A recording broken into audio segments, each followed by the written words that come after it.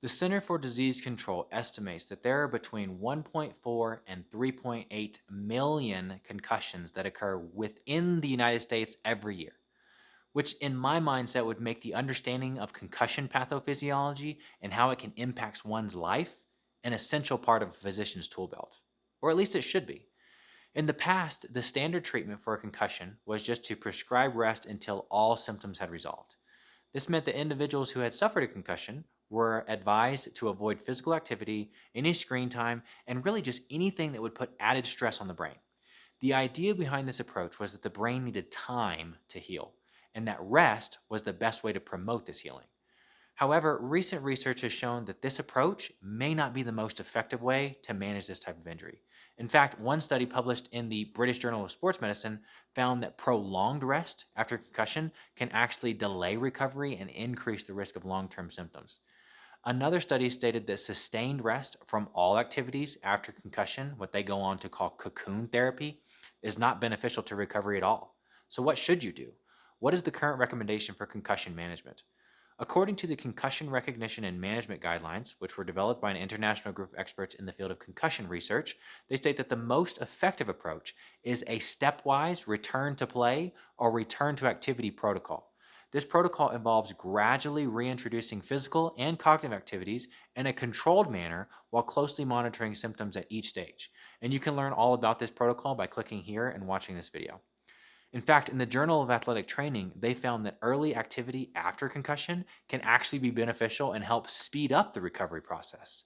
They go on to say that recent evidence from a randomized controlled trial showed that strict rest beyond 2 days actually prolonged recovery from concussion, consistent with the observation that removing athletes from regular physical activity is detrimental to their mental health.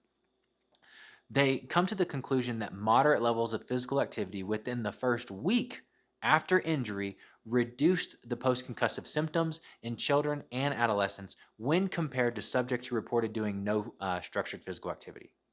Mild traumatic brain injury patients continue, I hear it every day in my practice, continue to be told to just go home and rest or sit in a dark room with no stimulation and just let the brain heal, even though that contradicts what the current expert recommendation and practice guidelines consist of. Hopefully, you can see how these studies support the growing evidence that prolonged rest after mild traumatic brain injury is generally unhelpful. In this study, they actually went into 2 separate concussion clinics within Canada, and they asked their patients to fill out a questionnaire. They snuck a little question into this questionnaire, and that is, were you advised by at least one healthcare professional to rest for more than 2 days after your injury? Our researchers are so sneaky. 146 patients answered the questionnaire, and guess how many answered yes to this question? 121. 83% of them had been given this advice. Something else they wanted to do within this study is just see how ineffective prolonged rest after a head injury was. So again, they took these 2 groups and they found out that at about 40 days, both groups, the group that had been told to rest and the group that denied being told that, looked similar in regards to their post-concussive symptoms. But get this, the group that was told to engage in prolonged rest was less likely to have returned to their pre-injury work or school status.